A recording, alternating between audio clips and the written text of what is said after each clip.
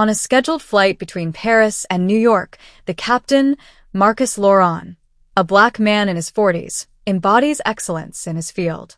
Having risen brilliantly through the ranks within the airline, he has distinguished himself with an exemplary career marked by years of hard work, rigorous training, and unfailing discipline. Upon entering aviation, he overcame many obstacles, often amplified by racial prejudice, but his determination and commitment to excellence allowed him to establish himself as one of the most respected pilots in the company. His dedication to the safety and well-being of passengers is unwavering. Each flight is a mission that he takes to heart, ensuring that every detail, no matter how small, is perfectly mastered. His calm under pressure and ability to resolve complex situations with surgical precision have earned him not only the admiration of his colleagues, but also the unwavering trust of his crew and regular passengers.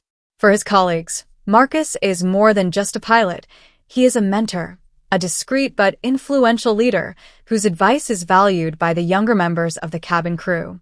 His career is marked by successes, deserved promotions, and an impeccable reputation. Beyond his professionalism, Marcus is also a model of perseverance and integrity for many, embodying exemplary success in an industry often dominated by stereotypes. Always focused on the essential, he never sought to put himself forward, but his impressive career inspires those who are lucky enough to know him. However, that day, everything did not go as smoothly as usual for Marcus Laurent. A flight attendant, named Elodie, recently assigned to this flight, does not share the admiration that her colleagues have for him. Elodie, coming from a privileged background and behaving with a haughty attitude, is the type of person who hides her prejudices under a veneer of hypocritical politeness. Despite his apparent courtesy, his smiles are as cold as they are calculated, and his contempt for Marcus is evident from the first moments. Unlike her colleagues who see Marcus as a leader, Elodie, with her deep-rooted prejudices, does not consider him legitimate in his position. From the start of the theft, she displays openly derogatory behavior towards him. She whispers acerbic remarks behind Marcus's back, insinuating that his success is only due to inclusion policies which, she claims, favor people like him at the expense of the more qualified. These comments, which she shares with one or two colleagues, are distilled with perfidious subtlety, but clear enough to convey her point of view. When she walks past Marcus, her face becomes closed and her body language betrays thinly veiled contempt. She adopts a passive-aggressive attitude, completing her tasks with deliberate slowness and a complete lack of enthusiasm whenever she has to interact with him.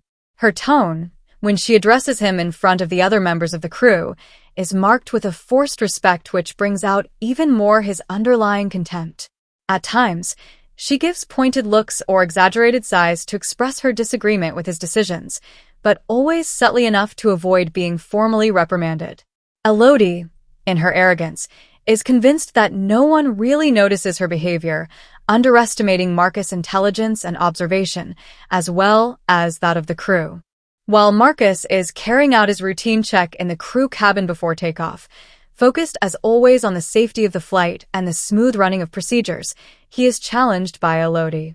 With a furtive gesture, she takes him aside, her face marked with barely concealed condescension. She stares at him with a mocking smile, her eyes betraying an arrogance that foreshadows what is to come. "You're really the pilot of this flight? I never thought.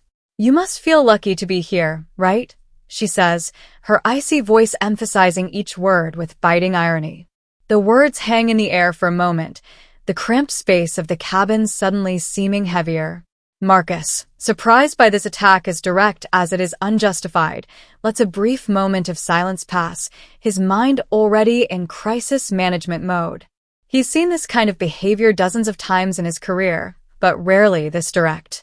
Elodie, beneath her hypocritical smile, seems to have no awareness of the implications of her words, or perhaps she doesn't care at all. But Marcus, true to his character, refuses to be drawn into this petty game. He takes a deep breath, maintaining his calm. "Madam, my role is to ensure the safety and comfort of the passengers, as well as the crew.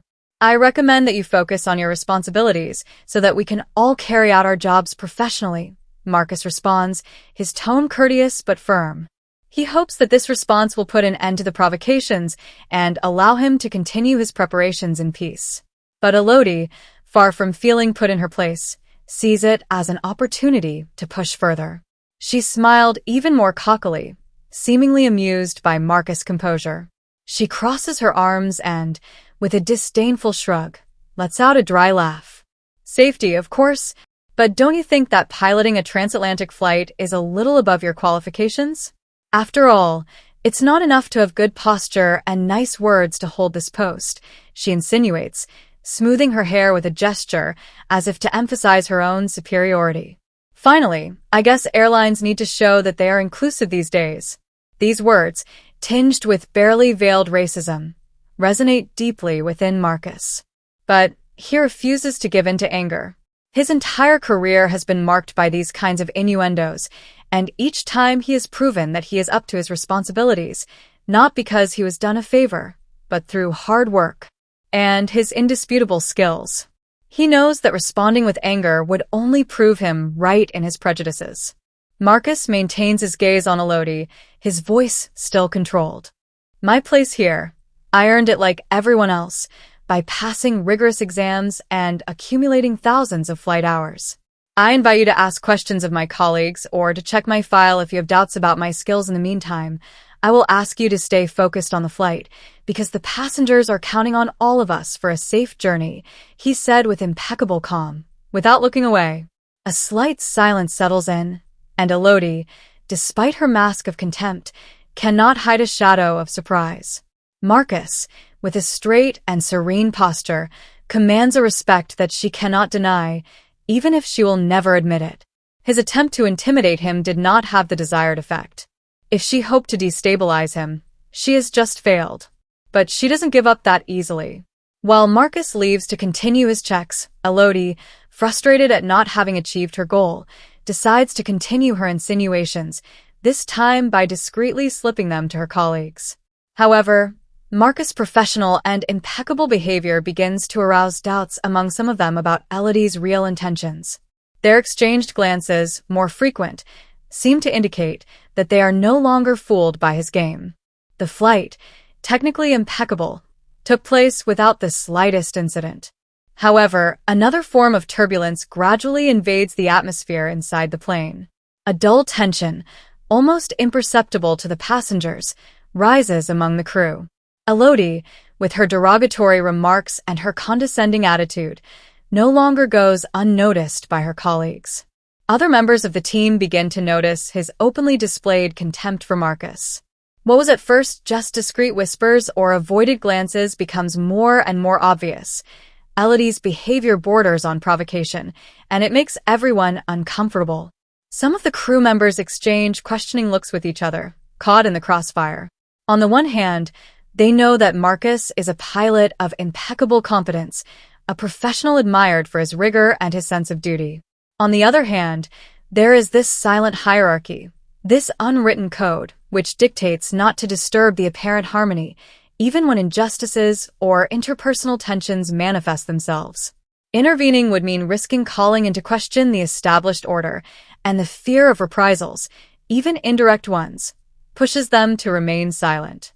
Marcus, for his part, doesn't let the growing tension show. Unfazed, he remains focused on his primary mission, ensuring the safety of all passengers and crew.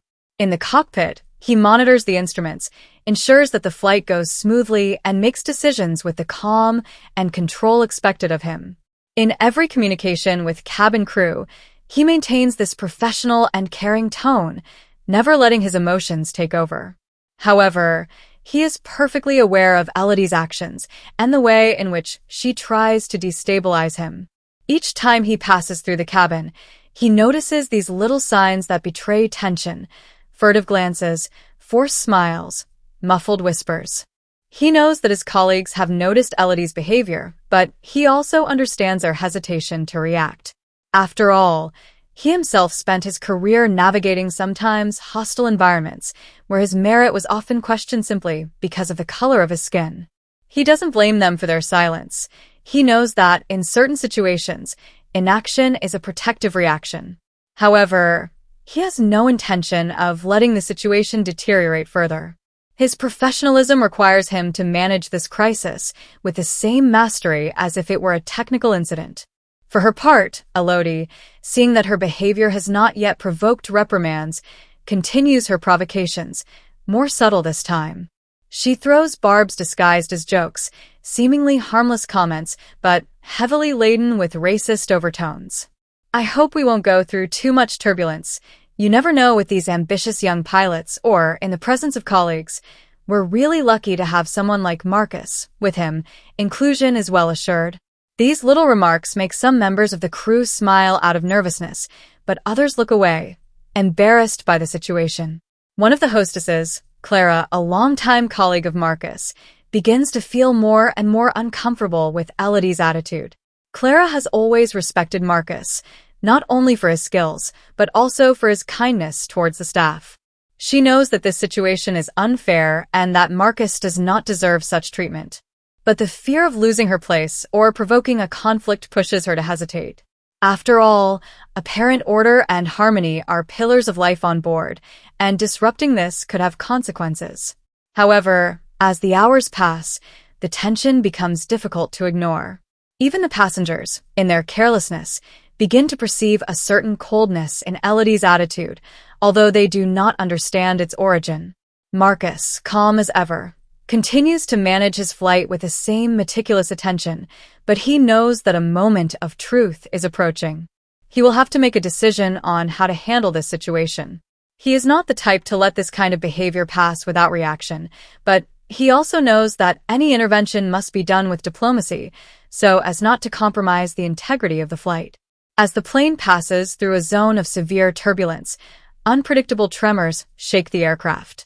At this critical moment, when each member of the crew must remain vigilant and focused, Marcus, true to his professionalism, speaks via the intercom to reassure the passengers. His voice, calm and controlled, gives precise instructions to guarantee everyone's safety. He explains that turbulence is common and asks passengers to remain seated and keep their seat belts fastened. His reassuring tone begins to ease the worry visible in the cabin. But at this crucial moment, while everyone's attention is focused on the pilot's reassuring words, an inappropriate gesture disrupts the fragile calm. Elodie, visibly in search of power and seeking to assert herself, makes a rash decision. With an abrupt gesture, she deliberately cuts Marcus' communication in mid-broadcast, directly interfering with the authority he exercises as captain. In a falsely reassuring tone but imbued with arrogance, she speaks for him. "The pilot is trying to handle the situation," she said, her voice oozing with condescension. "But don't worry, I'm here to make sure everything goes well." His intervention is a direct stab into Marcus' authority. Not only does she minimize her role, but she insinuates that her abilities to manage this turbulent situation are insufficient. Elodie, in a burst of excess, presents herself as the figure of trust, as if she alone could reassure the passengers and control the crew. This time, it's one provocation too many. Marcus, until now in control of himself, understands that he can no longer ignore Elodie's actions. His attempt to undermine his authority, especially at such a critical moment, cannot go unanswered. He knows that allowing such insubordination to pass could not only jeopardize the harmony of the crew, but also undermine the safety of the flight, which is unacceptable. Nevertheless, maintaining his usual calm, Marcus makes a quick decision. He immediately restarts communication, retrieving the intercom with a precision that leaves no room for ambiguity. "Ladies and gentlemen," he continues in a firm and authoritative voice, "I remind you that I am the captain and responsible for this flight. I ask you to follow my instructions to ensure your safety." His tone, although measured, leaves no room for interpretation. He clearly asserts his role and reestablishes his authority without raising his voice, but each word resonates with the force of experience and professionalism. The cabin falls into a heavy silence. The crew members, witnesses to Elodie's audacity, exchange charged glances. They know that this time she has gone too far. The crew understands the gravity of the situation, and even the passengers, although perhaps unaware of the internal tensions, sense a change in the atmosphere. The tacit respect for the pilot strengthens after this intervention, while Elodie's image falters. In the cockpit, Marcus takes a deep breath, his hands firmly placed on the controls, regaining full control of the situation. He remains focused on the essential, getting the plane through this turbulence and ensuring a safe landing. However, in the back of his mind, he knows that the situation with Elodie will have to be dealt with as soon as the plane hits the ground. But for now, duty takes precedence. Elodie, for her part, does not immediately realize the extent of her error. His disdainful attitude always gave him the illusion of power without consequences. However, faced with Marcus' firm reaction, she begins to feel a growing unease. The crew members avoid her, and the atmosphere in the cabin becomes almost oppressive for her. The mask of superiority she had worn until then begins to crack. When the plane finally emerges from the turbulence and resumes a more stable flight, Marcus knows that he has one final mission to accomplish: to put an end to this toxic climate which could compromise the cohesion and safety of his team. Upon landing, after steering the plane into a smooth descent onto the tarmac at New York's JFK Airport, Marcus Loron feels a mix of relief and determination. Although the flight technically went well, he knows that the events on board cannot go unanswered. Like any good professional, he places the safety and harmony of his team above all other personal considerations. But this time, Elodie's toxic attitude crossed an unacceptable limit. As soon as the plane stabilizes and passengers begin to leave the plane, Marcus discreetly heads to his office in the airport to write a detailed report for the airline's management. His military training and experience in aviation taught him the importance of documenting each incident, particularly those that endanger the safety or cohesion of the crew. His report is precise and factual. He carefully describes every violation of safety protocols that Elodie committed, including when she interrupted her communication with passengers during turbulence, a moment when clarity and authority are essential. He also mentions his contemptuous and discriminatory behavior, insisting that such behavior, beyond being personally insulting, endangers team spirit and the fluidity of operations on board. Marcus is careful not to let his emotions show in the report. He knows that the strength of his testimony lies in his professionalism and rigor. However, it's not just Marcus' report that attracts management's attention. Several passengers, aware of the tensions on board and having witnessed Elodie's disdainful attitude, also decided to make their voices heard. As soon as they arrive at their destination, some fill out post-flight feedback forms, mentioning the inappropriate attitude of the hostess. They praise Marcus' calm and professionalism, contrasting sharply with Elodie's disruptive behavior. Others go so far as to contact customer service directly to express their displeasure with the way she treated the pilot and, by extension, the passengers. One of the passengers, a high-level executive in the airline industry, wrote a personal email to the company, emphasizing Marcus' excellent work while expressing concern about the potential repercussions of the Elodie's behavior on the safety of future flights. He explains that the way crew behaves can have a direct impact on passenger confidence and the reputation of the airline. With these cumulative testimonies, management does not take long to react. Quickly summoned, Elodie is confronted with a set of facts that she can no longer ignore or hide under her sneaky attitude. The company's internal protocols are strict when it comes to safety violations or inappropriate behavior. Elodie's discriminatory attitude is taken seriously, not only because it violates the company's values of inclusion and respect, but also because it disrupted the harmony necessary for the smooth running of a flight, especially in times of turbulence. Meanwhile, Marcus receives a personal message from management. They congratulate him not only for the impeccable management of the flight in difficult conditions, but also for the way in which he managed a delicate situation without losing his calm or compromising the safety of the passengers. The company recognizes that its exemplary professionalism made it possible to avoid an escalation of the situation and reaffirms its full support for Marcus in this matter.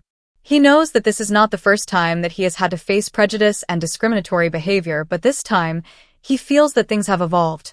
Through his integrity and dedication, he not only earned the trust of his passengers, but also strengthened his position within the company. A few weeks later, during a crucial internal meeting, Elodie is summoned by management. Sitting in front of a panel of managers, she feels a mixture of nervousness and denial. She knows the discussion will be about her wrongdoings, but she's not quite prepared to face the consequences of her behavior. The room is silent. A palpable tension hangs in the air, and she can feel the disapproving stares of some of the team members. When the Human Resources Director begins to explain the results of the official investigation, Elodie understands that her actions have not only tarnished her reputation, but have also jeopardized the fundamental values of the company. Passenger testimonies, Marcus's detailed report, and complaints from other crew members were decisive elements in assessing the situation. The director lists the infractions: discriminatory behavior, failure to comply with safety protocols, and a lack of professionalism that impacted the passenger experience.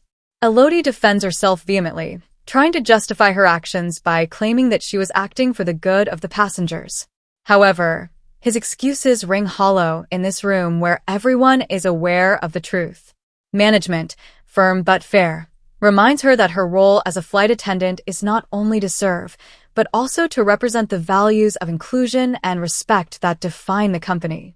She is then informed of her immediate suspension, a decision which is not only a consequence of her behavior, but a strong message sent to all employees. For his part, Marcus, faithful to his values, has proven that he is a pillar of the company. Despite the humiliations and prejudices he suffered, he maintained his calm and professionalism. His integrity and resilience allowed him not only to overcome this ordeal, but also to emerge even stronger. His colleagues, witnessing his exemplary behavior, respect him more and see him as a true model to follow. In the days that followed, the company decided to issue an official statement affirming its commitment to diversity and respect within the company. This statement aims not only to restore employee trust, but also to reaffirm its commitment to creating an inclusive and respectful work environment. The statement specifically mentions the need to address inappropriate behavior and encourage a culture of equality within the team. For Marcus, this situation becomes an opportunity to strengthen his role as leader. He is invited to participate in initiatives aimed at promoting diversity and inclusion within the company, and he feels honored to be able to contribute to positive change. The values he defends are highlighted, and his testimony becomes a powerful symbol of hope and progress. His colleagues support him, and together, they are committed to building an environment where everyone feels valued and respected. Elodie, for her part, finds herself facing her own demons. Her suspension gives her time to reflect on her actions, and she is forced to face the reality of her prejudices and arrogance. Far from being a simple incident, this situation becomes a turning point in his life. She begins to understand the impact of her behavior on others and questions her professional and personal choices. While she is removed from her post, Marcus continues to move forward, consolidating his intact dignity. His career and reputation are strengthened, and he establishes himself as an ambassador for diversity within the company. As the months go by, he sees new policies put in place to encourage diversity, including mandatory diversity awareness training for all employees. This cultural change is not limited to words, but manifests itself in concrete actions that encourage a harmonious and inclusive work environment. The company, and by extension Marcus, is committed to a future where humility, respect, and integrity are essential pillars. Marcus is confident that although he may still encounter challenges in the future, he is ready to face them with the same determination and professionalism that has always guided his career. Elodie, for her part, has the opportunity to reinvent herself and learn from this experience, which could hopefully lead her to embrace values of respect and inclusion in the future.